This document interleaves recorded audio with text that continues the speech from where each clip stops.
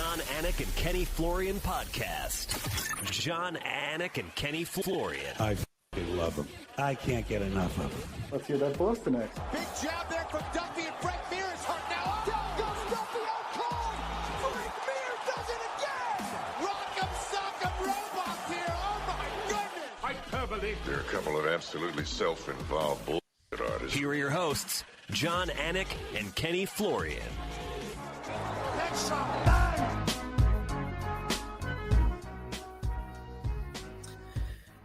So, Ken Flo, producer Cody's been doing this a long time. Seems like he's got a new studio space, and there was no dog snoring today. I hope Scuba's still with us. He was a little extra quiet. I'm concerned. Cody? You said extra quiet as if the dog made a peep. Unless I'm missing something. I didn't intend to lead the show this way, but the dog didn't snore a single register on any sort of scale. Cody's saying that he kicked him out of the room is what he said. Oh, well, I think that's the direction in which we need to be going here on the Anik and Florian podcast. I mean, heaven forbid you say no dogs allowed, right? No cats allowed, I think, would be a more popular take than no dogs allowed. Ken, are you a cat guy? You know what? I'm allergic to cats. So I get the itchy eyes, it's not good. The sneezing, it's gotten better over the years, but yeah, I think I would be if I wasn't allergic. You allergic to horses, Ken Flo? Not that I know of. Okay. All right. Yeah. My brother, Jason, I might've said this on the show before, almost fatally allergic to horses. No way. Oh, it's nuts. Yeah. I mean, I got a little bit of it, but That's crazy. When we were campers, our final summer, we sort of got to be these, lieutenant leaders or whatever. And the whole thing was that we're going to ride in on horses. The kid's face is closing, it's like, I don't know if I can ride in on the horse, the poor guy. Anyway, great to have everybody with us. It is Monday, August 25th, 2025. Episode 564 of the Anik and Florian podcast, brought to you by DraftKings. DraftKings, the crown is yours. Ken Flo, how's the new hair? Am I allowed to ask that? I wasn't even thinking. And then it said the crown is yours. So how's the crown? The crown, it's growing back, dude. I can't really take it up with this thing, but it's actually growing back. So, I told you the first process is like basically you go in, you're like, oh, I could see all the hair where it's going to grow out. And then it all falls out and then it starts growing back again. Yeah. So I'm in that like initial grow back phase and yeah, you're coming back. It's coming back. I'm back. Yeah. I'm back, you're back. Johnny. Yeah. Yeah. How's the practical shooting going? It's going well. It's going well. Yeah. I got a few I got a big competition in a couple weeks, John. Big competition. What's the date of this competition? Gosh, I don't know. It's in September. I think the second week of September. Second week of September. All right. Yeah. So, well, does that mean that. You'll be preoccupied for Canelo versus Crawford or what? Oh, I'm watching. Yeah. I'm watching. My boy John is calling the fights. I'm watching. So, are you training any Brazilian Jiu-Jitsu these days or no? So I'm teaching. I was just in Chicago, did a little seminar tour in Chicago, had a lot of fun, got some great feedback. Not so much training, but I think I see the light at the end of the tunnel. I think I'm going to try that stem cell. I've been talking to CPI down in Tijuana, Mexico, and I think I'm finally going to make that move and get the back sorted out, man. Yeah, so I'm hopeful. Scotty over there? I'm talking to Scotty Too Hottie over there, yeah. All right, yeah. Dominick Cruz he's from Holliston, Massachusetts, by the way? Holliston, that's the nice town, Scotty, huh? Holliston, I mean, some of us from Natick, Anyway, you should ask Dominick Cruz about the CPI. Dominick Cruz coming up here in about 25 minutes. Coming up in about 10 minutes, we'll be joined by the #1 featherweight contender, Lerone Murphy. Now, Movsar Evloev is the #1 contender, but I think informed speculation is that Lerone Murphy is going to challenge Alexander Volkanovski next. So very excited to talk to the miracle Lerone Murphy about 4:15 his time today. We will also recap UFC Fight Night, Walker versus Zhang, some interesting results there in China, and a lot of other MMA news items to get to as well. Kenny, word on the street is that you're going to be in Abu Dhabi for UFC 321. Is that That's the hope. That's the hope. Right. I've had potential change of plans, which I'm really upset about, but I'm hoping I could still pull it off. But yes, right. yes. Well, this is me bringing that right to the air. You can blame Exactly. Boston Anik because he actually was considering coming to Abu Dhabi. Because word on the street was that Kenny Florian was going to be there. I don't know what y'all talk about. I just attend to business. I've been writing commercial spots all morning. Let's get to it, folks. Headlines brought to you by Cuervo. Now's a good time to enjoy the tequila that invented tequila.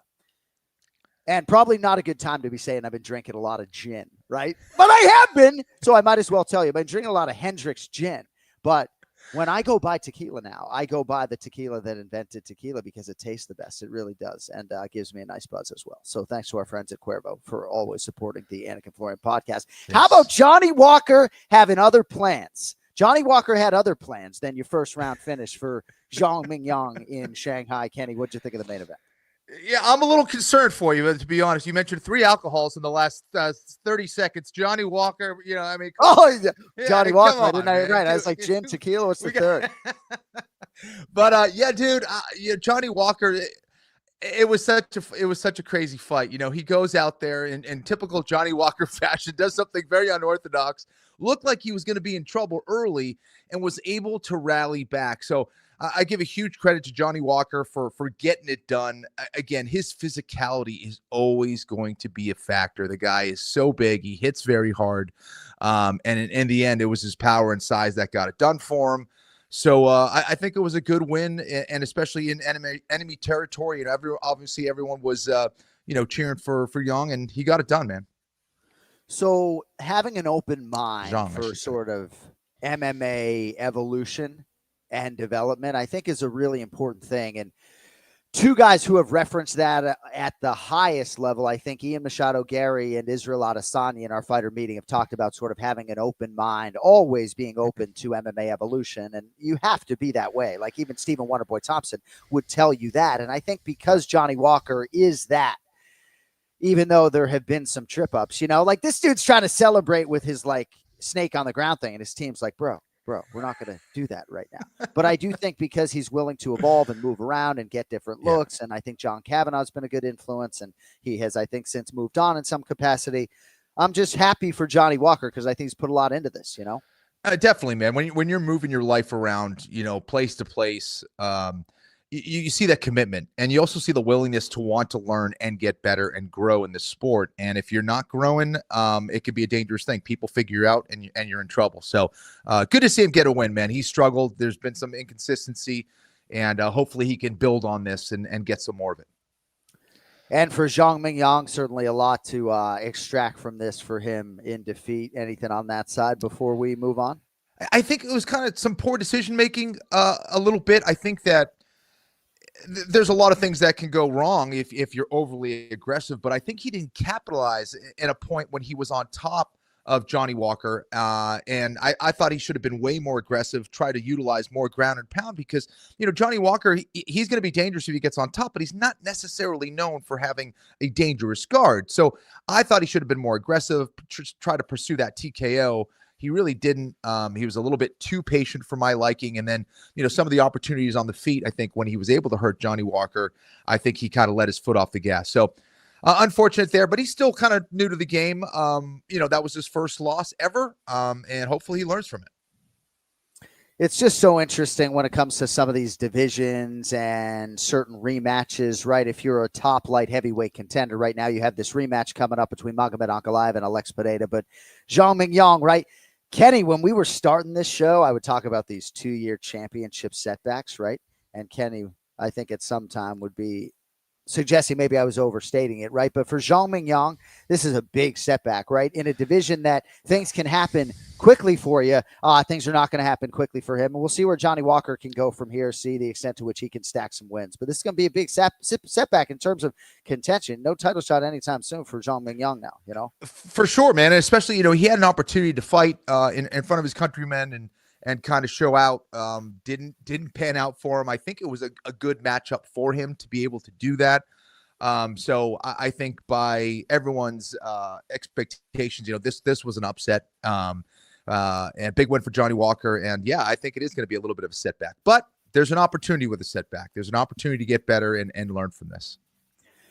All right. Speaking of setbacks, catch weight of 153 pounds for Aljamain Sterling and Brian Ortega. Like, what are we doing, when it comes to the catch weight and the, signing on the dotted line at featherweight and all of these things. But nonetheless, a big win for Aljamain Sterling. And, the aesthetic is never going to please everybody, but 50 to 45 times 3 over a guy like Brian Ortega, who is just so tough and just impossible to put away. I thought Aljo fought a calculated, measured fight against an opponent that is dangerous in a lot of different realms, and the weight cut component is part of this. What do you have for us on the co-main event, Ken Flo?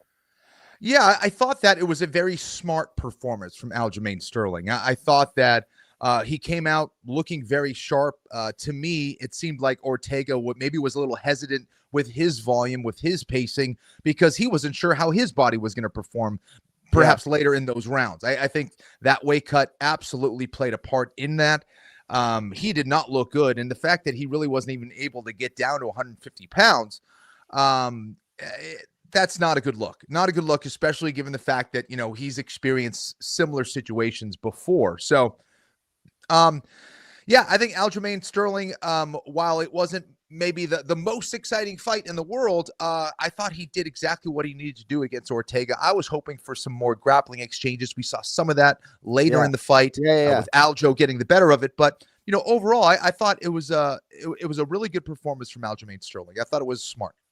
We'll have plenty more with Aljo coming up with the Godfather, Ray Longo, 10 until noon. If you're live with us on a Monday, we appreciate everybody being with us live. So in terms of featherweight contention, we got Lerone Murphy coming up, and the timing just isn't ideal for Aljo right now, because certainly you can argue on merit he's close to a championship opportunity, but there are a few things in his way. The head-to-head loss to the number 1 ranked contender, Movsar Evloev. Lerone Murphy is the number 1 contender as far as you and I think Dana White and Hunter Campbell and everybody goddamn else is concerned. So the timing is not ideal for Aljo. Now, some people would say, he needs 2 more wins anyway. And I'll get to something I put out there publicly on X later with with Longo. But what do you think? Who would you like to see him fight next? Because it's going to at least be one. I think a main event, if he has the appetite for 5 rounds, makes some sense. But if not that, as we populate the top 15 for you, who would you like to see for Aljamain Sterling in that title eliminator of sorts? So who's booked up right now? Diego Lopez has a fight, right?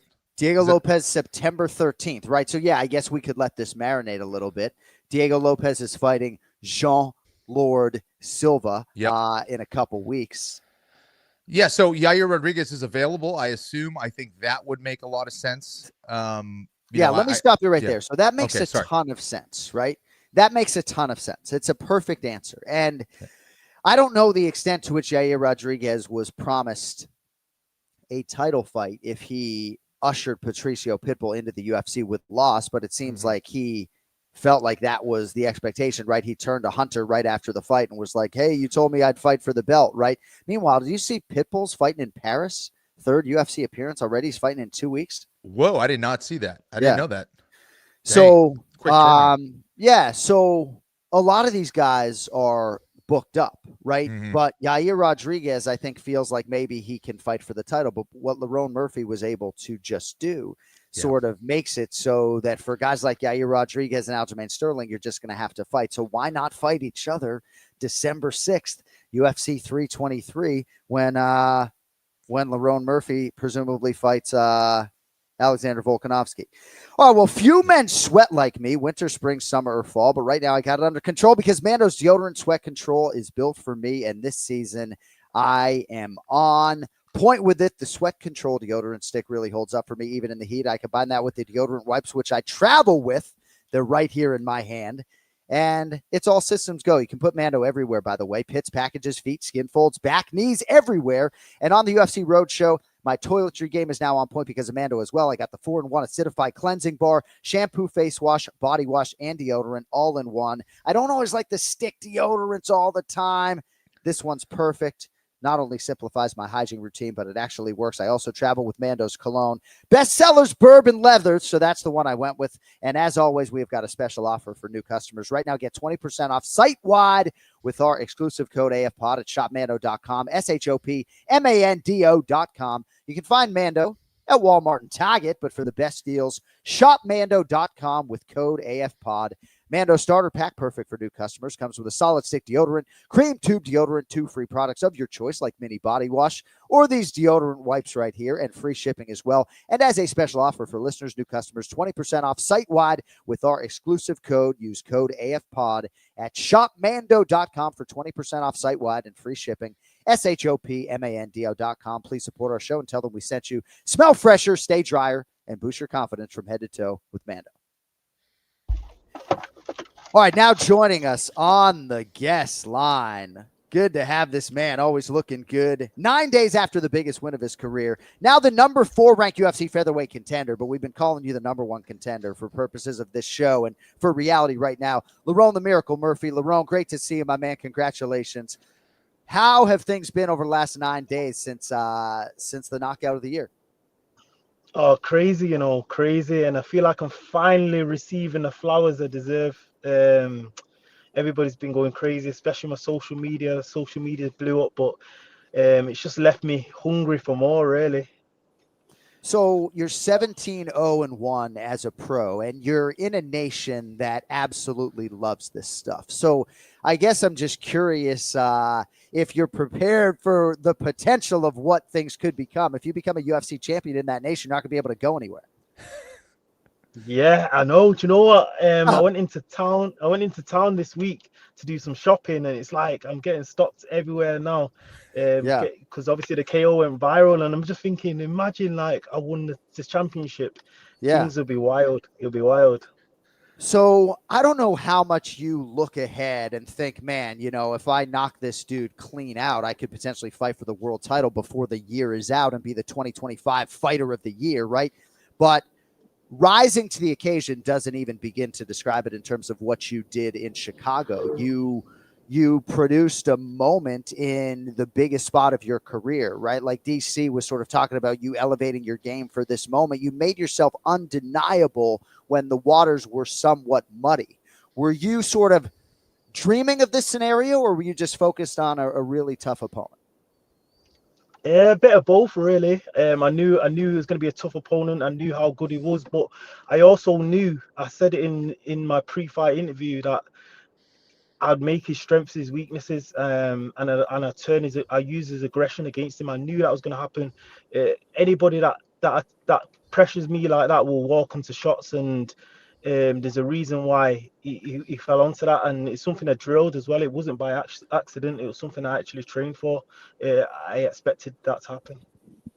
And what about the spinning elbow, man? Was that something you saw Carlos practice throw and you're like, I'm going to do the same thing? Or I assume you probably just saw it coming and you're like, I'm going to try this in the moment? No, I actually picked up on that from watching tape of him.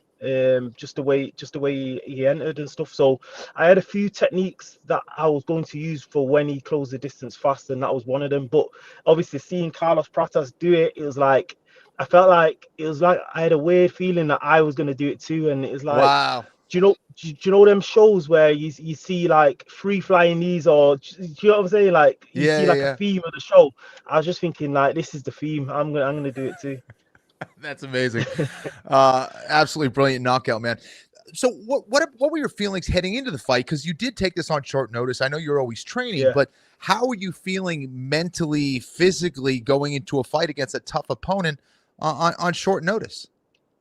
Do you know what? To be fair, to be completely honest, I had them bad feelings because I didn't feel as prepared as I would like to be, with obviously 2 weeks of training, and obviously you have them thoughts, but it's like I train all the time and sparring, and I do like 5 rounds a week anyway, so 3 rounds isn't really an issue. But I knew he's like a pressure fighter, and I knew it would be deep waters. Do you get what I'm saying? He's not just a normal fighter. Like I can fight a normal fight easily, but I knew it would be a hard fight. So I was kind of thinking, have I got the gas tank for a hard fight and whatnot? And they're just thoughts that just creep in naturally. And what about those body shots? Were those affecting you at all in round 1? No, I didn't really feel him like that. Maybe if the fight went longer, they would have added up for sure. But none of them hurt in the moment. So the fight itself was 3 minutes and 21 seconds, but it seems like you came away with a healthy respect for Aaron Pico in terms of what he can do, right? Certainly there's one basket that is like him coming outside of this concussion, right? Healing and recovering. That's one part of this. But in terms of the skills that he presented and the danger factor early, it seems like you came out of this fight with some respect for what potentially he could do. Yeah, for sure. I think if he gets I can't say the right training because he's in with a good camp, but if he fixes that little bit of his game where he adds a bit of feints and he's not too aggressive, I think he can be one of the best in the world for sure. That's probably the hardest 3 minutes I've had in the UFC so far. He was sharp, he was fast, he was strong, and his technical ability was sky high. So I think he can do well in the UFC once he fixes them few little things in his game. Yeah, I think he'll do really well. Yeah. Lerone Murphy with us live here on the Anik Florian podcast. You can follow him on Instagram at Lerone145. On X, it is at Lerone Murphy. So many things I want to talk to you about. We'll try to be as efficient as possible. By the way, your friend Dominick Cruz is supposed to come on here in 8 minutes to congratulate you as well before you get on out of here. But nice. I'll get to a Taba Gautier if there's time. But Carl Prince, right? What has this man sort of meant to your career? Yeah, so I've been working with Carl since 2016, maybe. I think I was into my second pro fight. So we've been working together for nearly 10 years now. And at the beginning, it was just me and him. And we've kind of built a team now. So we've got solid training partners, got a big gym now. And it's just like having that structure and just somebody to kind of guide you. So he's a good coach as well. Like you can see the fighters that are coming out of our gym now. We've got like 3 in the UFC now, a lot in the PFL as well. So the gym's flying and it speaks volume. Yeah. So you see like the fighting nerds come from out of nowhere. Now, if I had their head coach, Pablo Sucupira here, he'd be like, dude, we're not coming out of fucking nowhere. We've been here, right? But for Manchester Top Team, right, to conquer this Alexander Volkanovski challenge, 103 sleeps from now, potentially, that I think would get all of you guys the true flowers that you deserve, right? But those of us who've been sort of tracking your every move since the Zubaira to Hugov fight, it's pretty incredible to watch what you've built. And I guess I want to go back to 2022, like the accident, and losing that time, and compared to where you are now, like your mentality, I would think, had to be pretty hardened back then to get to where you are now. Yeah, it's crazy. I was just speaking about that just the other day, actually, like where I was then. 2022, thought my career was over, had 17 months out, and it was like I had to go for a lot to get back to this point here.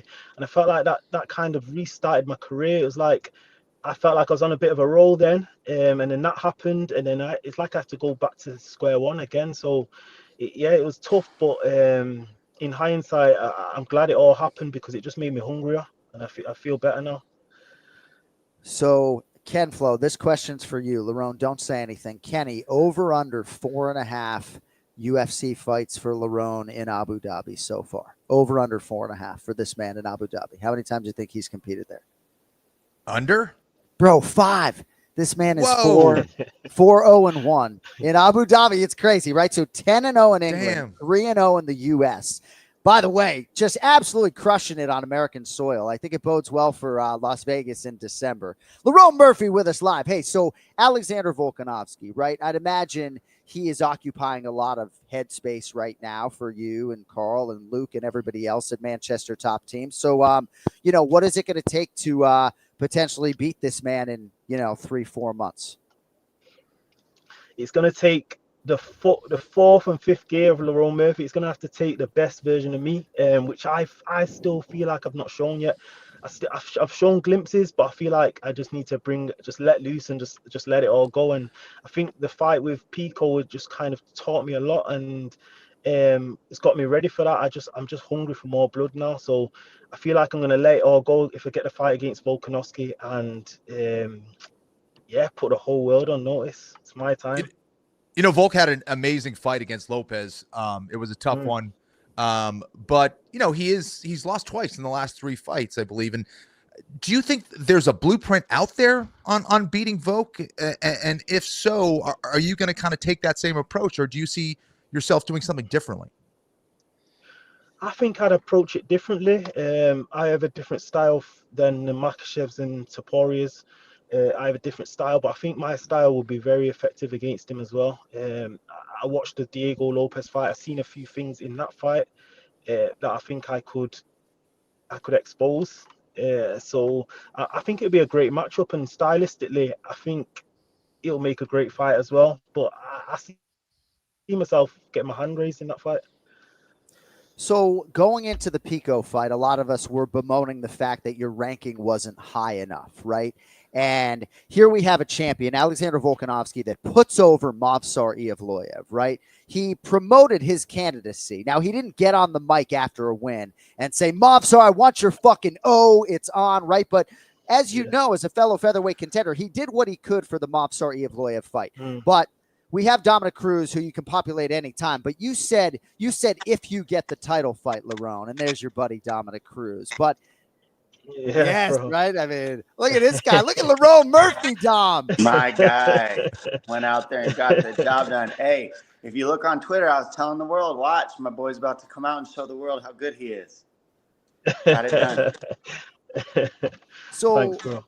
Lerone, you just said if you get the title fight. I'm not trying to put you on the spot at all, but I would think based upon what you did, and I think I said this on pay-per-view, based upon what you did with respect to Yair Rodriguez and Movsar Evloev and everybody else, and I know I'm trained classically in broadcasting not to ask yes or no questions, but don't you feel like you have made yourself undeniable for the title fight?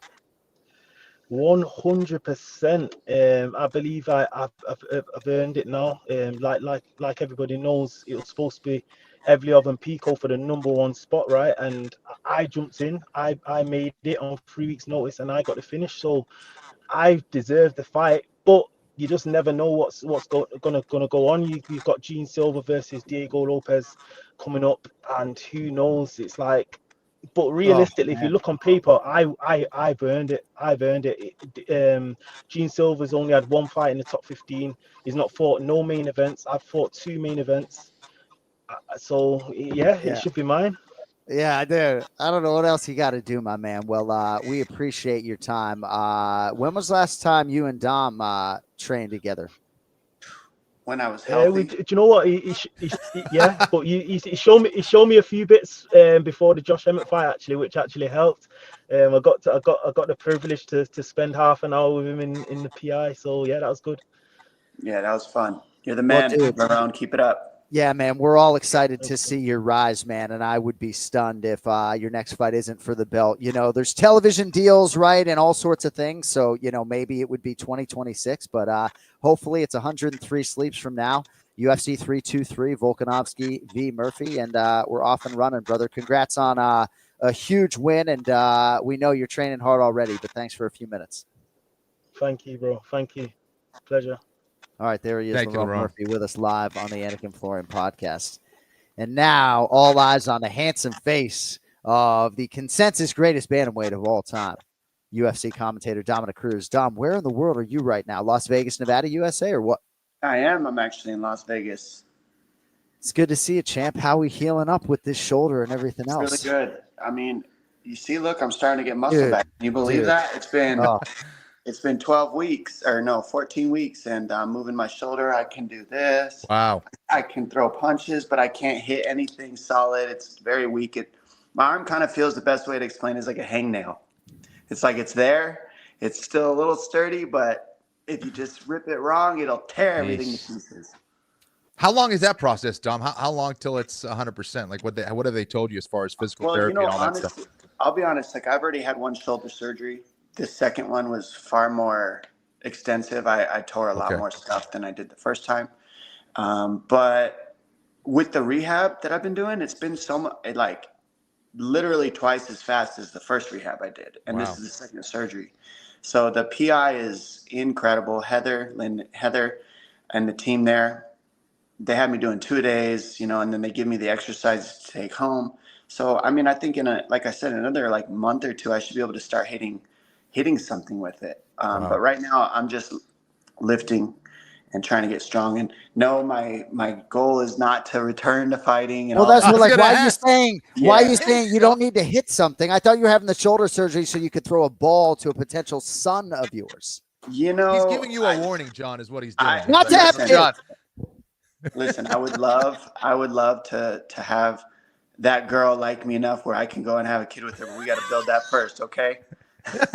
I'm not suggesting procreation, but you know, I do think part of getting the shoulder fixed was to potentially throw a ball to a kid. But now you're talking about hitting something. I'm very confused. You know, I started out this, you know, in fighting. Most of us in the earlier days, we fought not because we were trying to be famous and be on TV. It was because it was like a thing we did on the weekend, and you were trying to not get arrested. So it's still kind of just part of my life to fight and be involved in it. But no, I like to stay as dangerous as I can, I guess, is the best way to put it. Be healthy. No, I mean, and I am trying to stay as dangerous as possible for the next time I see you, because as that shoulder heals, I need to have the takedown defense ready. I mean, you know, the manner in which you press your fucking forehead into my cranium the last time I saw you, I will never forget. A lot of things to get to with Dominick Cruz. So real quick, so Lerone Murphy, who we just spoke to, I want to get your thoughts on that. You know, Kenflo, he went on the trials for Liverpool FC when he was a kid. He was an outstanding soccer player. I know, in the cutting room floor. Had a knee injury at 16, but was a stud of a soccer player. How about your guy Lerone Murphy with the knockout of the year, bro? Well, it's not really surprising when you train with him in the back. He's really, I don't know. You guys watch the fight. He makes hard things look easy with his movements. Like, his movements are very smooth is the best way to put it. It's like WD-40. And then like everything's just smooth. Everything comes, it extends all the way out. He moves side to side. It's not like agitated movement. It's not wasted movement. And he doesn't telegraph anything really at all. And so he sets really good traps. And, you know, you were talking about Jan Silva, and he does that too. And I think that when I'm starting to watch the sport evolve, it's that. It's no longer just, can you get through 25 minutes? Do you have the cardio? Are you tough enough? Now it's like that plus, can you set traps like Israel Adesanya used to do? Like, he really raised the bar in striking, I believe, to show that you can just stuff takedowns and have nasty kickboxing and still become a champion in the sport. A lot of times people thought if a kickboxer ever came over, they would just get out-wrestled, out-grappled for many, many years. That was just the general thought. Like, you can't come from K1 and beat, you know, a D1 college All-American wrestler because he'll just take you down and keep you there. But now that gap has been filled. Lerone Murphy has that style as well. He doesn't come from a super crazy wrestling background, but he's got enough takedown defense and enough jiu-jitsu that now, man, you got to fight with him more minutes on the feet than you do in the grappling, depending on who he's fighting. And now he's also been able to fight forward and back. That's also what makes Lerone Murphy dangerous. He's not just a forward fighter. He's not just a backwards fighter. He's moving side to side to hit these spin attacks. Like, when you can use the whole, you know, floor to set things up and not just move in one line, man, you're so dangerous. And he has that with kicks, with boxing, with elbows, with knees. So he can hit close. He can hit in the pocket. He can hit on the outside. I mean, it really is. The sport's just evolved so much. People are so good everywhere, and Lerone's showing the levels. That's so well put. So what would you say then to, I don't know if I should call him borderline elite, but what would you say to an athlete like Aaron Pico, who is married to this game, who has tried to do so many things to put himself in position to have this great UFC debut, and now he is rather concussively on the wrong side of the knockout of the year? What would you say to an athlete like that if you were like his striking coach and his head coach, Brandon Gibson? Because you know, pick your poison with your words at this point in time. He's put a lot into this, you know? Well, with, you know, me, myself coming off a loss, my last fight, I'll talk about that first. It's like, when you come off a loss, you got a lot of self-reflection of what you did and didn't do. I think he did everything he could do to prepare for that fight.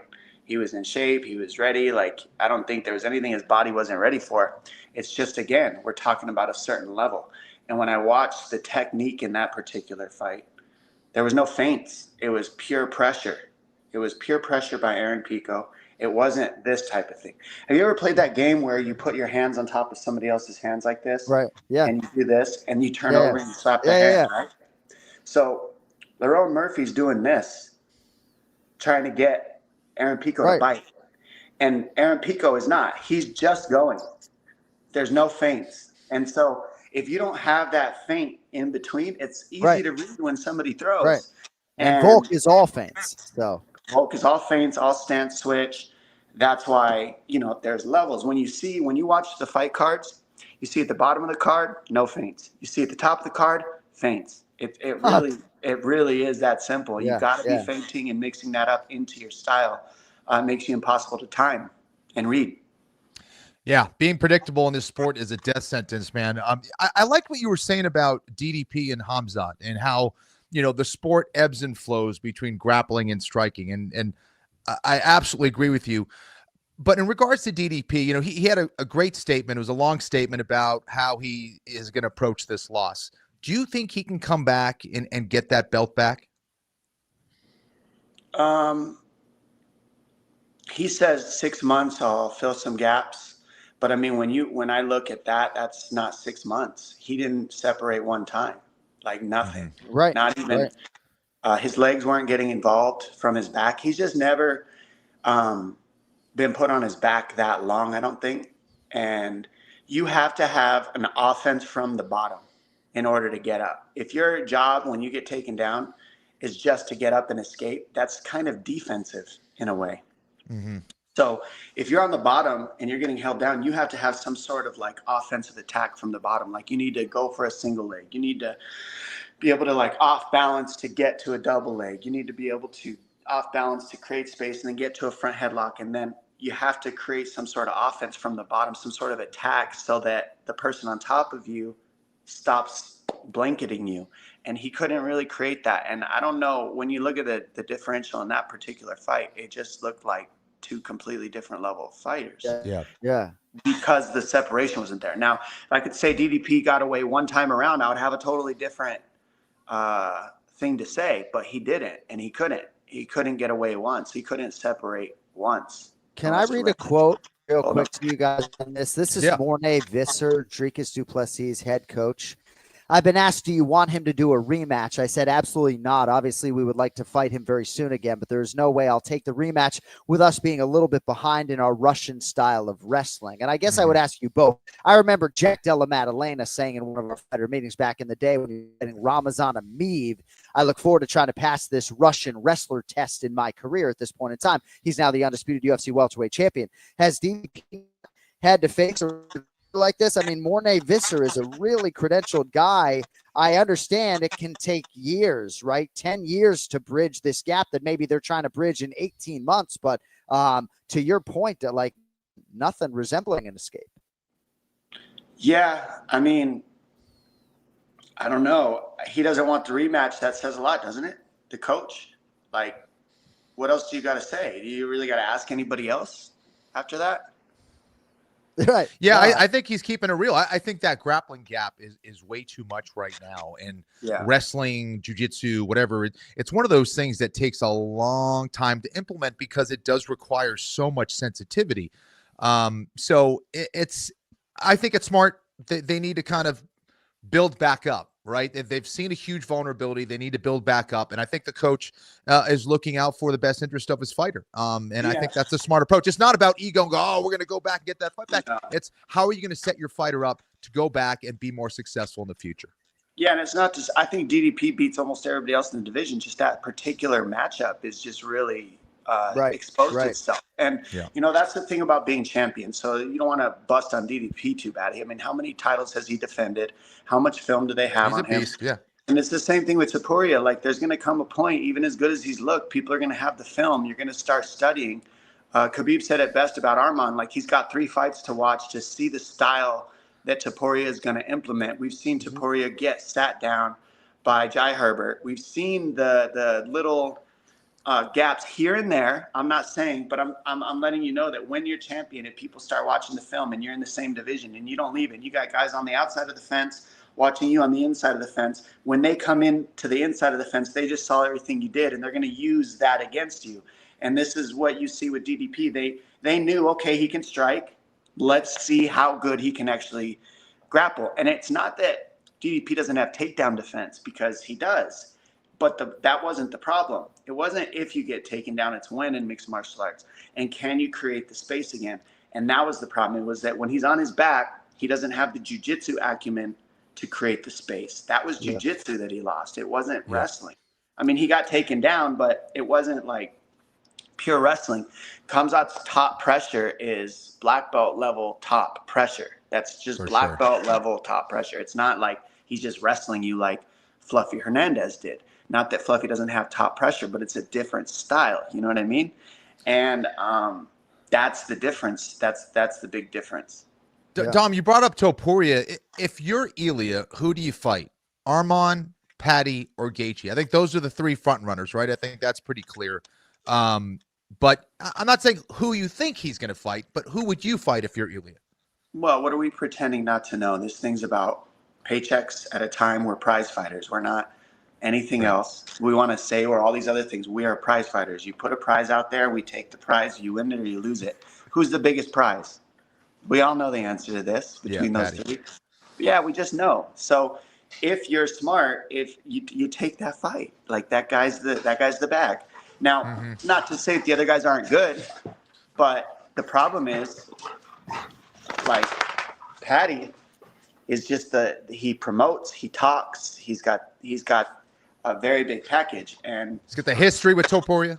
Yeah, it just makes sense to make the most money with that fight. But now with this new deal coming forward too, does that change the layout of if you care who you fight? Now are you just looking for the better, easier matchup? And I was gonna say the notion, right? I think this room would probably argue along the line of the betting line that Arman Tsarukyan poses the biggest challenge right now of those three for Ilia Topuria, right? But the notion that Paddy is just some layup is just a farce, man. It's a complete farce. I think they're looking at just the style matchup. Like, nobody's saying that.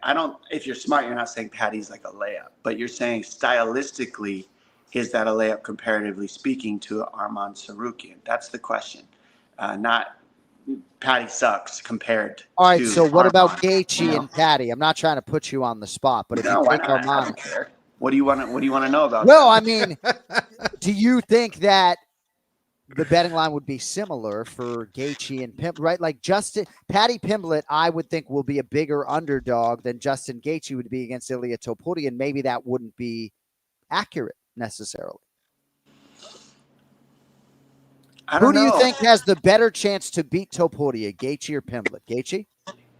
Right now, I like Paddy. Well, so that's the point. Therein lies the rub. Exactly. I do. I think Paddy looks. Yeah. He's not what he was when he came in here. Like, he isn't. He is improved. He's better. And I think people forget, like, fight by fight, you really do improve if you get the confidence. Yeah. And he's gotten the confidence. It's not like he's gotten that L that kind of set him back a little. Like, his confidence has grown, so he stays in the gym. He gets back to training. And when that confidence grows, you're a hard guy to beat. And he's got that right now. And Gaethje, the opposite. Yeah. Gaethje's found his humanity.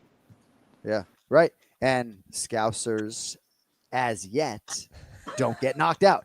So, Dom, in terms of competition, right, as we try to sort of rehab that shoulder. By the way, 10,000 hours, right? You're an expert if you do something 10,000 hours. By my calculations, Dom, and power to you if this has been felt in the wallet at all, but you've done over 800,000 hours of rehab and physical therapy. Why would you even look that up? Seriously? I'm just kidding. No, it's a joke. But think about it, bro. Holy cow. I believed you. I've had 14 surgeries. 14. Bro. And your commitment to this is in my notes. Your commitment to rehabilitation and physical therapy is unbelievable. And that's why if somebody, right, you're going to be dangerous as fuck on the streets and in potential other combat settings in the not too distant future. Again, Yeah, you know, I'll be good to go. And there's a possibility of maybe some like grappling, 50 G's to grappling. show. Is that Stuff like that. Heck yeah, dude. Yeah, like I enjoy grappling. There's a possibility of that. I still love to compete, but I'm not gonna retire and come back to fighting just because of the shoulder. Just I don't ever want to feel that again. I'm good. Yeah. That hurt. Yeah. Well, that would be 33,300 hours, by the way. Just so you know. I'm definitely an expert in physical therapy. There's two ways to do it. You go to school and you learn it on paper, or you break every piece of your body, put yourself together, and learn it that way. And I learned it that way. I mean, from my feet to my hair, I have hurt something. Well, AI has failed us in this setting because our producer chimes in. The chat GPT says it was like 285 hours. I can assure you that Dom has rehabbed and done PT over 10,000 hours. I assure you that number is so goddamn off. We're talking six figures. Anyway, we got to move on. So 0% chance we see you compete in MMA again. Is that accurate? Yeah, I'm pretty good. I'm pretty happy. Why say pretty good? Just say yes. Well, because you never know. $1 million, $2 million, $3 million to show. I guess it right. Like your shoulder, right? What would happen in an MMA fight in 2 years' time if somebody offered you bag? What would happen? Is your shoulder? You're asking me. The reason why I always stay open to possibility is because how I feel now is not how I'm going to feel in 2 years from now. Right. It's just the way it is. But in 2 years from now, I'm also 42. So does that, what else does that do to the rest of the things going on? What else is going on in the rest of life? What other, business things are there? Like, when people retire, I ask people like this too, when they retire, it's like, what's your purpose after that? You got to recreate it. And is there a possibility that, when you retire, that's the time that the world, the universe, God, whatever you believe in, is trying to put something different in front of you to move your life forward and transform you in a different way? I've been fighting for 20 years nonstop. I've been competing. And since I've taken myself out of the competition pool, I've taken this pair of goggles that were on my eyes off. And the world looks completely different when you retire. The pressures, it's like having a map, okay? And then when you retire, the map gets taken away. And you have no idea where the heck you're going to go, what direction.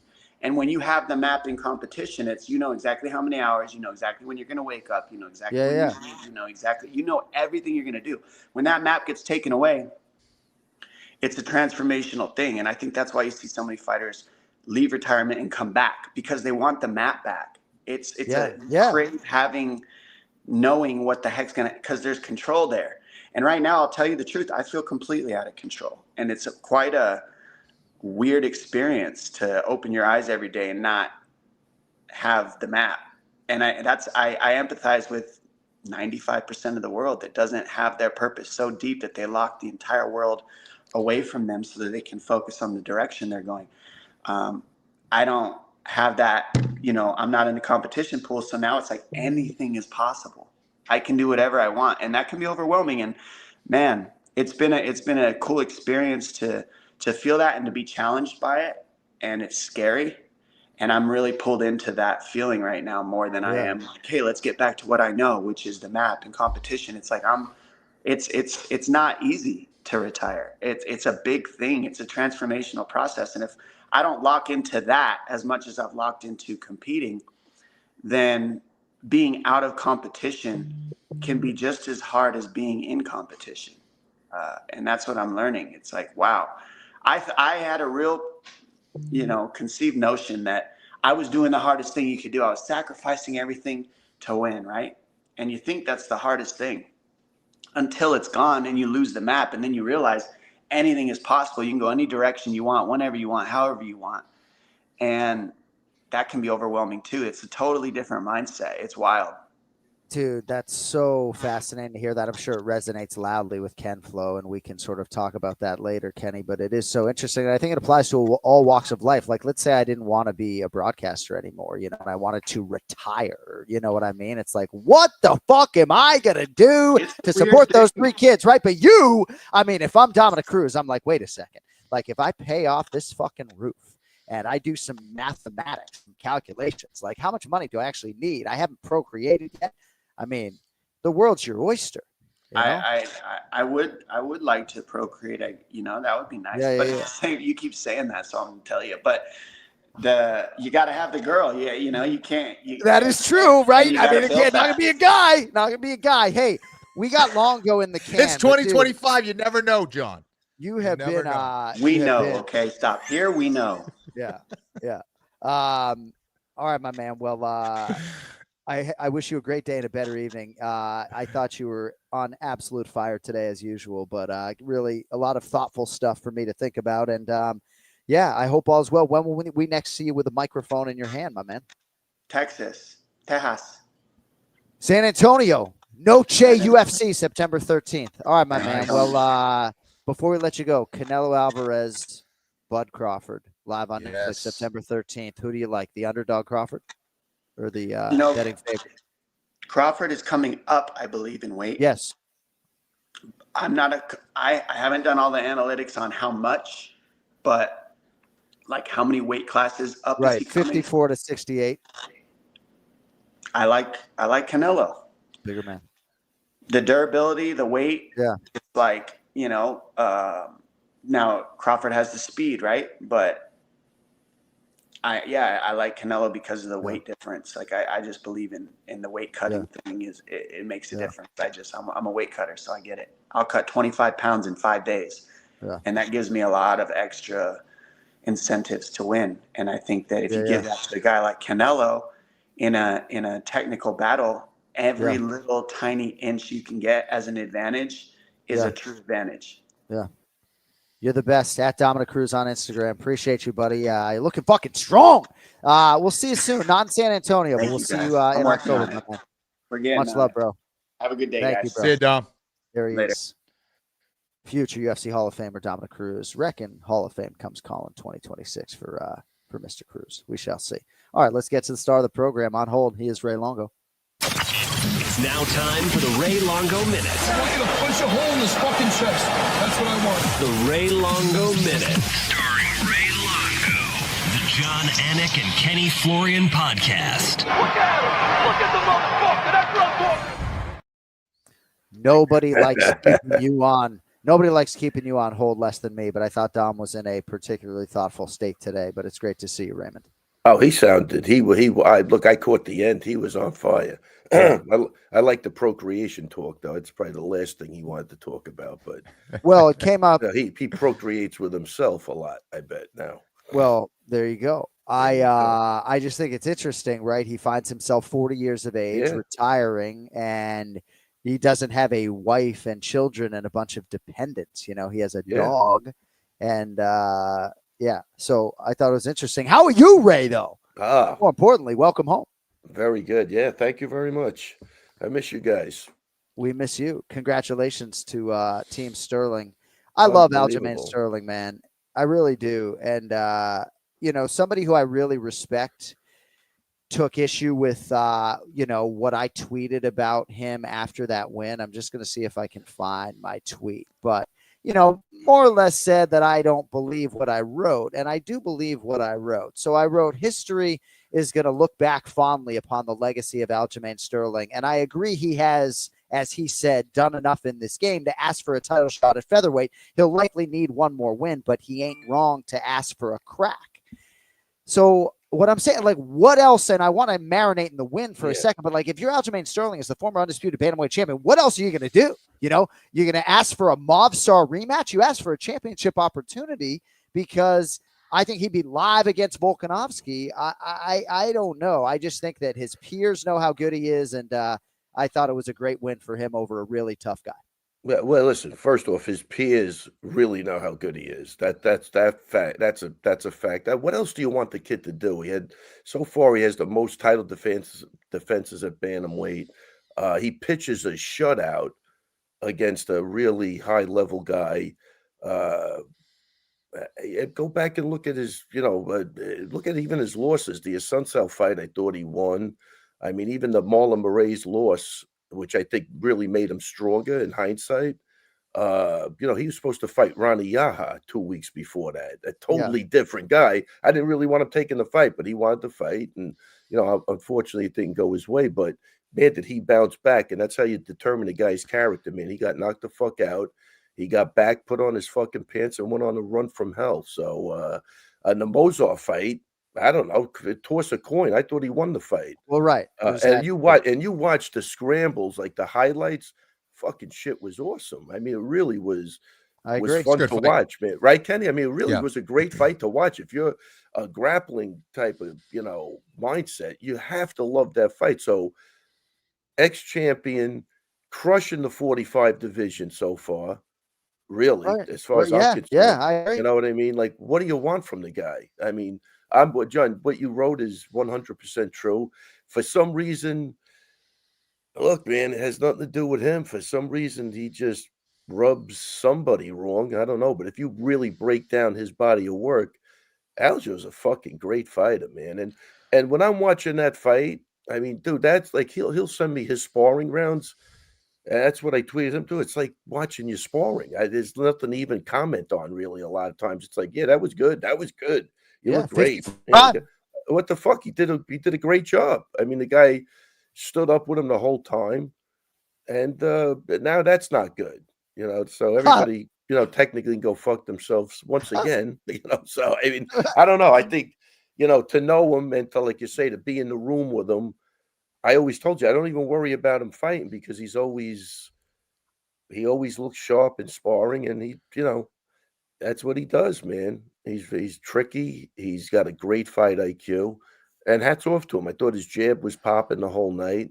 The footwork, I mean, whatever the circumstances were in the fight, obviously I wasn't there, and I'm hearing what you guys are hearing, but the speed of foot, the speed of hand just was too much for the guy. That's the bottom line of the fight. And, any other thing, don't take the fucking fight. I know they got to make the fight and everything's got to, what about the fact that he agrees to fight going up to 153, which, look, the whole fight, Ray, the whole fight is weird. Yeah, go ahead. I wanted to ask you about that. What info do you have, if any, if you've spoken to Aljo or any guys over there about, the fact that the fight was on, the fight was off, fight was on, fight was off. Yeah. Like, how much back and forth was that, and how did that affect Aljo, if at all? That I really don't know. I've only texted with him. I don't think I might have spoke to him once, but I don't even know about that. I think I just texted with him because I was away, and when I got back, I was feet to the floor. But think about it, Kenny. Forget about how much back and forth.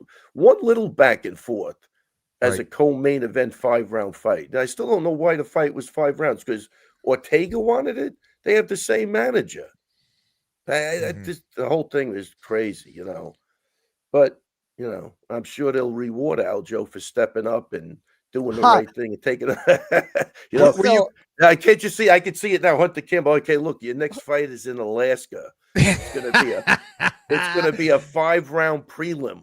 He's gonna fight on the prelims in Alaska, 5 rounds, but those extra 2 rounds, you could get that Alaskan crowd, Aljo. This is a big thing for you. I'll tell you who he's fighting. What was that? He's going to fight Aaron Pico on the White House lawn, July 4th, 2026. He's just a year away. It's a year away. It's too much time. Go ahead, Kepler. Sorry. Ray, were you concerned when you heard that fight was going to be at 153?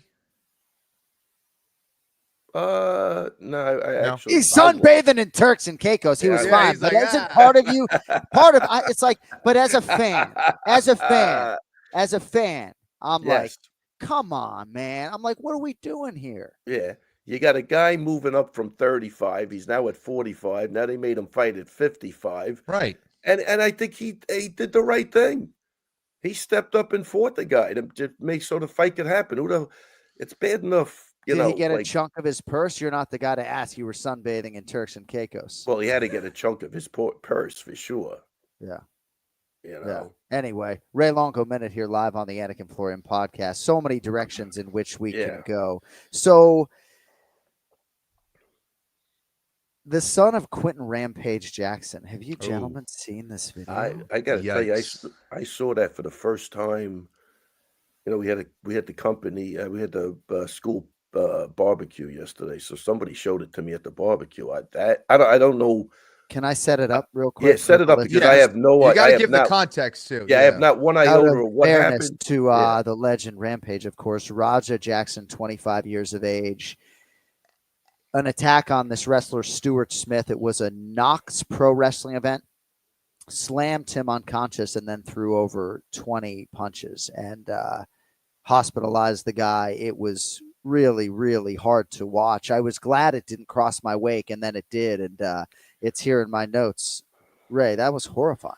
So prior to that, that wrestler, I don't know if it was a bit, I don't know if it was like intimidation, but I think he took a beer can and slammed it on Raja's head. And then they were kind of talking trash, and I think it might have been a bit, but they were kind of going back and forth, and they had cameras on him, and Raja felt disrespected, and then kind of he's like, "I'm going to get him back, and I'm going to do it in the ring." So, anyways, jeez, I tell you, that's still unwarranted, but that's a Thank you for that context. I didn't have all of that. That's premeditated murder. What you just described. I mean, that's rough, man. I saw the beer can thing too. I'm not into pro wrestling. I don't know what the shticks are or whatever they call the bits, whatever they call them. Yeah. Man, I don't know, man, but you had a day to clear that up. I mean, it gets shitty when they said he was an Army vet with PTSD and he's just doing this to help with the PTSD. Well, good news. He just got a lot more PTSD. I don't know if you get. I don't know if he's getting past that, but yeah. And you know what? I don't know. That's an unfortunate situation. But what I saw was pretty rough to watch, knowing it was in the context of a pro wrestling fight. Yeah.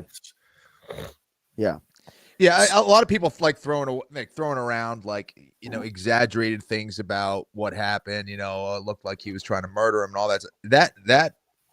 That is going to be a tough thing to defend as far as if someone brings charges for attempted murder, because I mean that was completely out of line. It looked like he was trying to kill the man, and if those guys weren't there to pull him off of him, it seemed like he would have just kept punching.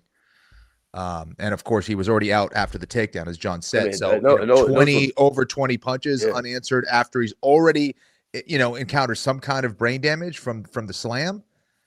Yeah, and those were big shots. The other thing is, you could see that because it was pro wrestling, the ref had no idea what was going on. Like, they couldn't decipher what was going on and get that guy off quicker.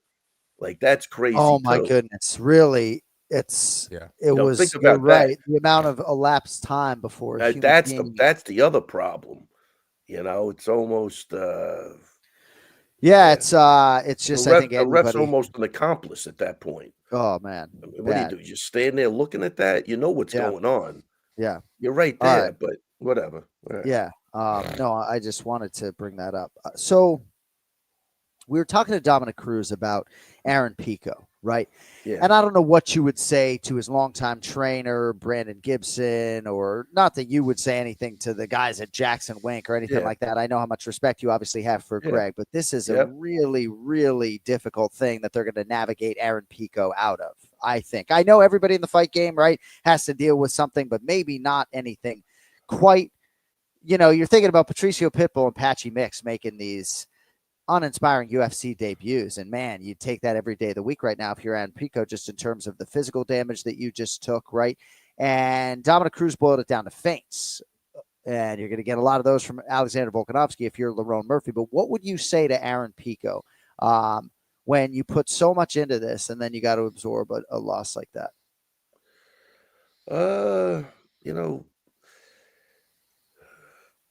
Listen, man, shit happens. I mean, I think you could put it this way. I think there's a game plan to get him out of it, right? He was just super over aggressive without really being defensively responsible. I liked what I saw before that. You know what I mean? So, but you got to be able to pick up on some of the tells, like Murphy did catch him with the knee. He was starting to pick up the timing. And that's when you got to go back to the feinting and draw a guy out a little bit to know what he's thinking. Like if Pico would have just feinted a little bit, he saw maybe the shoulders twitch to go backwards, would have been a big thing for him. You got to have like an internal dialogue going on in your head when you're in there, making all these reads and observations. So, a little aggressive, it's almost the complete opposite of the other two guys. They played it safer. They couldn't pull the trigger. This guy was pulling the trigger. Yeah, he was just booking. He was just going, and again, not having the flight time with the other organization, wherever he was, Bellator. Now you're up there with a guy that's knocking on the door for a title shot. That was a big ask, man. A guy that's been in an organization with a lot of good guys. So I think they'll navigate through it. Look, I don't know. Whatever I've seen, Pico and Brandon, they're just nice guys. I think they'll navigate through that, and that kid will be back for sure. So the nicest guys, yeah. Yeah, nice, really, just a super nice guy. I told you he fought a kid from the gym, James Gonzalez, and the body punches he threw on Gonzalez were crazy. Like he looked really good, but super respectful, just a nice kid. I'm pulling for him to come back from that. And I think he will. I think it's so that was there's two ways of going, right? If he got a sustained beating for like 3 rounds, I think that's worse. This was almost like Serra against his first fight against Shoney Carter. He's doing great in that fight. I'm looking at it going, wow, he's doing all the things we worked. He looked, and then he just ran into a spinning back fist. So, Serra comes from the streets. He's a grounded guy. I'm going to say it didn't affect him. I'm going to say a guy like Michael Bisping, no effect. For the real fighters, they find a way to come back from that and figure out what they did wrong and make the correction. So it depends. We'll see what he's made of. But I think he's got he's got all that grinding from the wrestling coming up, which is always such a good base to have. Yeah, because you go through so much adversity, no matter what. Winning or losing, you're going through adversity, and got to maintain that wrestling though. Hey, Ken Flo. Yeah. In terms of feinting, right? Mm-hmm. I remember an early fighter meeting with Carlos Ulberg, who's getting ready to headline against Dominick Reyes here in Perth, and he was like, "Oh man, if I can ever learn how to feint, like these guys, I'll be something." Right? So that's just such a huge part of the layered nature of striking. We've talked a lot about it. Like, to what extent, Kenny, was that a part of like your vernacular and trying to master that to whatever degree when you were fighting? Yeah, I was lucky enough that I had that from very early on. Peter Welch, my boxing coach, was very much rooted in feinting and footwork. I did so much of that without even throwing a punch. They had me moving around a ring, working on feints and footwork. And it's always kind of the stuff that's not sexy that you need to be working on. And it's boring, and a lot of fighters ignore it. But just like anything else, if you're a special operations unit and you're trying to go in and get somebody, you go in the middle of the night when people don't expect it. It's the same idea. When I want to enter in and strike with somebody, I cannot let them know when I'm coming or when I'm leaving, right? I have to have this idea. Like, the art of war is subtle and it's tricky, and that's what you have to be. And even if you're dangerous, but I know when you're coming and you're saying you're going to be there at 12 o'clock, guess what? I'm going to be ready for you. And that's the thing. You have to be very elusive and very tricky. And I think Pico gave a great fighter in Lerone Murphy a pattern to work with. And boy, that elbow met his head when he came in, and it's unfortunate, but I think the big thing, you can fix defense, you can fix, feinting, that stuff can be fixed on a technical level.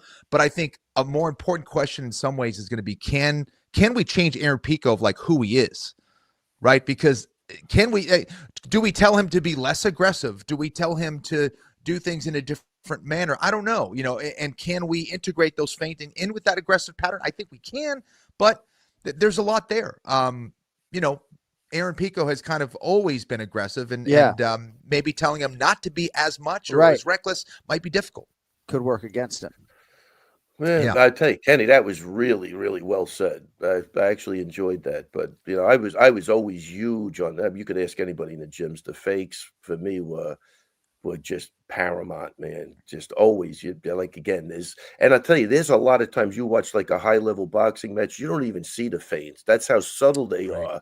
Yeah. But you get in there with one of those guys, you just don't know where those punches are coming from, man. Like, you think it's going one way and they could switch up at the last minute, but it's so subtle you don't even really see it. You know what I mean? So that's when you that's when the feinting is at a high level, So yeah, Volk does a lot of 100%. His feints are a little more, typical. They're not, they're not the subtle ones I'm talking about. But he's got the good feints with his footwork. Yeah, Right. you need to offset a guy. You need to it's like throwing a jab. You throw the jab to see what the guy's looking to do for you. For me, Right. I call it pot shot. Let me just pot shot this guy, see what the hell he's thinking. Oh, he's looking for that right hand over the counter. I'll be waiting for that. That's why I say that there has to be that internal dialogue when you're in there. And if you're just going at 150 miles an hour, you don't even allow yourself for that dialogue. You're just going. You have to move around and smell the roses, get a read on somebody and then take it from there. That's what I'm saying with that fight. There were signs before that spin elbow that Lerone Murphy was starting to get his timing. And Pico was looking great. He was pressuring him. He was doing great.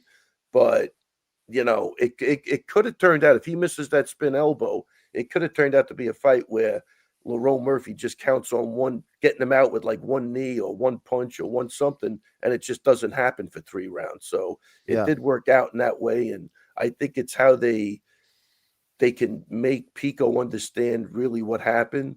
And then you're right, it's going to be up to him to change it. But you're talking about a kid who's supposedly been boxing for a while. He's been wrestling for a while. Right. I just think that could have been like, you were in an organization where you just didn't get the chops of high-level guys to make those corrections going up. Now you're thrown into a situation where, it's the new guy coming in. Let's give him the number 1 ranked guy in the world. That was a tough call. Yeah. That's well put by you, as you might say. I actually enjoyed that. I mean, Kenny gives you these fine analytics, and you say you enjoyed it as if maybe you don't enjoy it. Sometimes, I mean, I love what you say, Kenny. That's true. You don't want to know. It's funny when you use the analogies, which is a huge thing in teaching somebody and getting across. You have to use analogies, but that was a beautiful thing. You don't want a guy knowing when you're coming, or when you're leaving. It's really true. That's a different way of putting it. I love it. Yeah, thanks, man. And the UFC, they traditionally do not give someone from another organization who has achieved good things in that organization. They don't give them easy fights, and maybe Aaron Pico didn't deserve it. It's like, hey, this is the big leagues now. It's sink or swim here, buddy. Let's see what happens. I mean, think about it. They could have given him a bunch of fights, 2 or 3 fights, let him grow. He would have been it would have made a big difference, I believe. Yeah. You know what I mean? But look, you could ask anybody I've ever trained. My thing is that nobody should know when you're going or what you're going to throw. So it sounds like to me, for Aaron Pico to realize success at this level, he's going to maybe have to incorporate more footwork and feints and be a touch less aggressive. Maybe not, right? But let me just ask you this, Ray, real quick, if I could, and then we'll let you get on with your Monday. Great to have everybody with us live, by the way, on YouTube for the Anik Florian podcast. So Mornay Visser came out and said he doesn't want a rematch for Dricus du Plessis against Khamzat, right? He says, no way I'll take the rematch with us being a little bit behind in our Russian style of wrestling, right? So in terms of bridging gaps, I'll ask you both this in MMA, right? Like the time it takes to get for Khamzat, you know where I'm going, Ray. So I'll just 100%. Shut up. But like, how do you bridge these gaps, whether it comes to striking or wrestling or grappling? Well, man, it depends. Look, it depends on the athlete. That's a really tough question. Looking at that fight, like if you're going to do that rematch in 3 or 4 months, you're absolutely insane. How much time does du Plessis need to get ready for that rematch? A minimum of a year, getting tortured every day in the gym, and that's just a little conjecture, John. I don't know the guy. There maybe look. It's like, John. How about this? It's like I tell a joke. Some guys get it right away. Some guys get it in like 30 seconds. Right. Some guys 2 minutes. Some guys never get it. I mean, that's the way it is. Some guys are never going to get it. If it was that easy, everybody would be fucking champions. They just would be. Everybody's getting the same coaching from the same team. Why isn't everybody winning?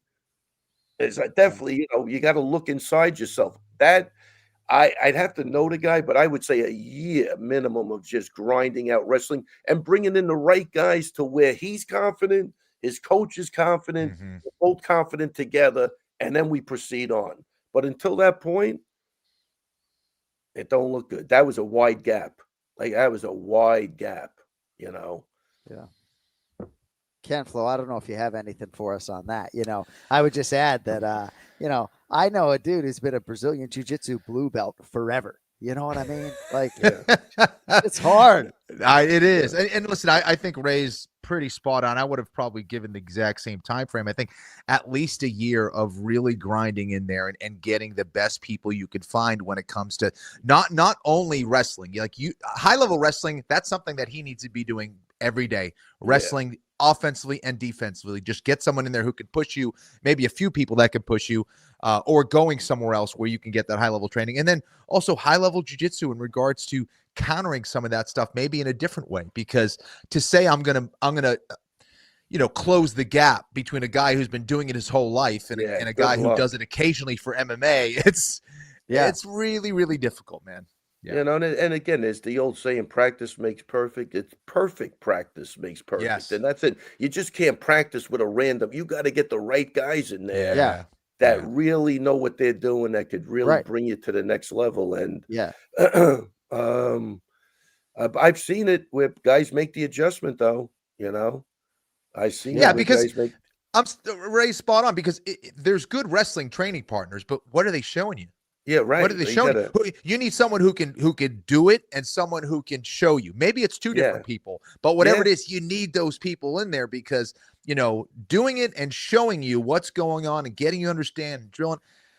Man, MMA is so tough.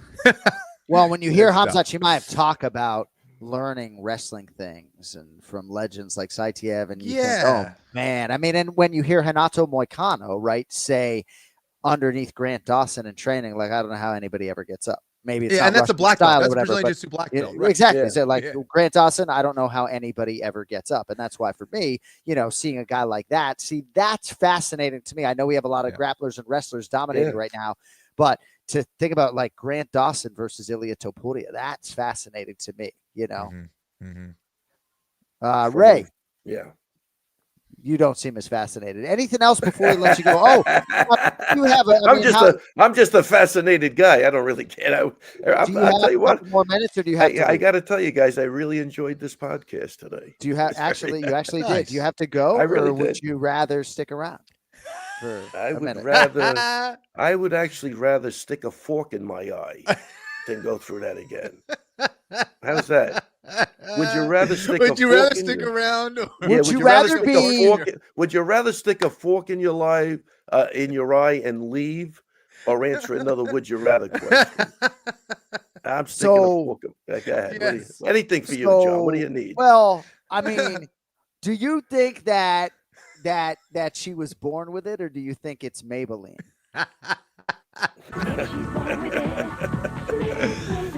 Maybe it's Maybelline, I think. We have video. Is that the old Chuck Berry song, Maybelline? Video. Well, I mean, maybe she's born with it. Maybe it's Maybelline. Was she born with it, or do you think it's fucking Maybelline, right? I think it's Maybelline.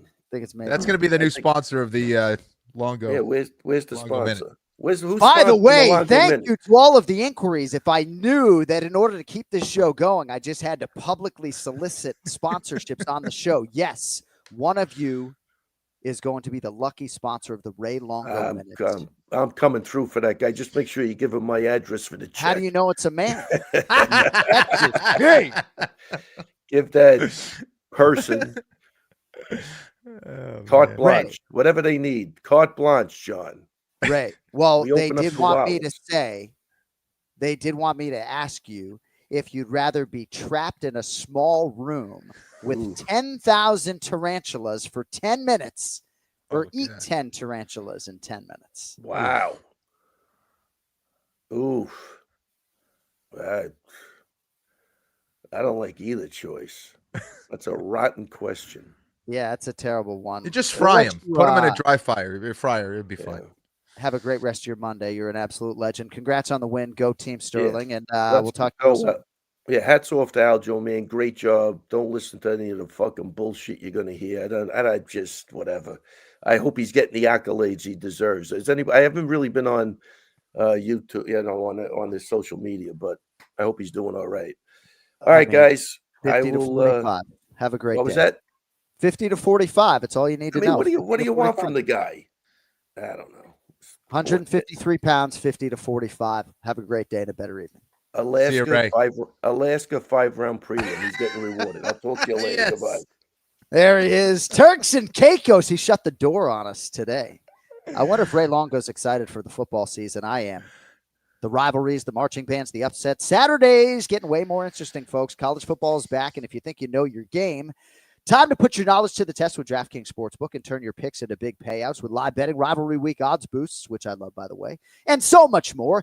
DraftKings Sportsbook has everything you need to own every Saturday.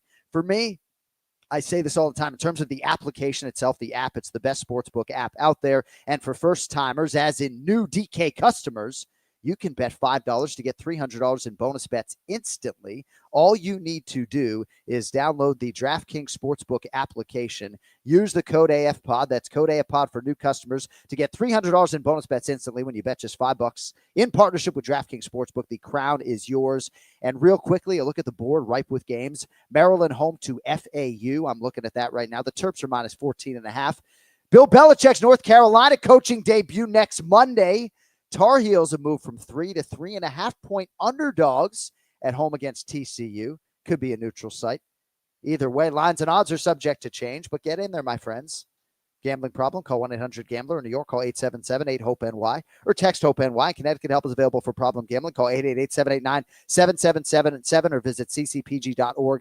Please play responsibly on behalf of Boot Hill Casino and Resort in Kansas. 21 plus. Age and eligibility varies by jurisdiction.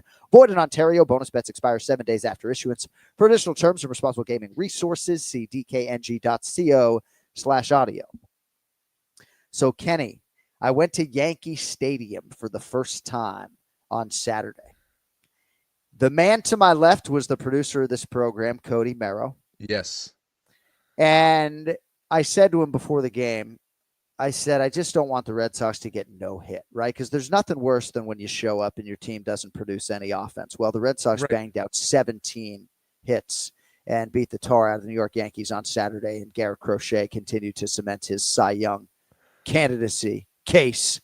But yeah, it was a great time had by all, unless you were in a Yankees jersey. But I will say this, I don't get recognized a lot, which is a great thing. But, sometimes you do get recognized here or there. So Cody Merrow and I are at the bar. I ordered a double Hendrix gin soda. He got some drink in a can. Pulling out all his New Hampshire in that moment, was he not? So he says to me, he's like, over under 4.5 people recognize you today. And I say, that goes soaring under. I'm going to be sitting next to you. I got my sunglasses on. I mean, that's a terrible line set by you, 4.5. And then immediately to my right, some dude's like John Anik, and so I was like, oh, there's one, but one of the guys who was slinging hot dogs was a UFC fan, and so once I got recognized in the section, then the attractive old ladies to our left are saying like, oh, what do you do? And it's like, I fucking nothing. I don't do anything, But yeah, great job by the Boston Red Sox, and thanks to Cody Merrow for paying for my Hendrix. Heck double. yeah. Thanks everybody. Awesome. Live. Thanks to Lerone Murphy for joining us today. Thanks to Dominick Cruz, who had it all flowing today. Thanks to Ray Longo. Thanks to the great Ken Flo, without whom none of this would be possible. We're back next week, at which time we will preview UFC Fight Night, Bohalyo v. Imavov, or is it Imavov versus Bohalyo? Both very closely ranked, but either way, that's your main event coming up. And also some boxing stuff next week as we get ready for September 13th, live on Netflix, Canelo Alvarez, Bud Crawford. Our producers, Cody Merrow for Ken Flo and John, and thank you all for watching, for listening. Tell your mom, tell your friends. We're back every Monday, including next one. Until then, yo later. Kenny Florian, I got him, baby. We did it. I love this shit.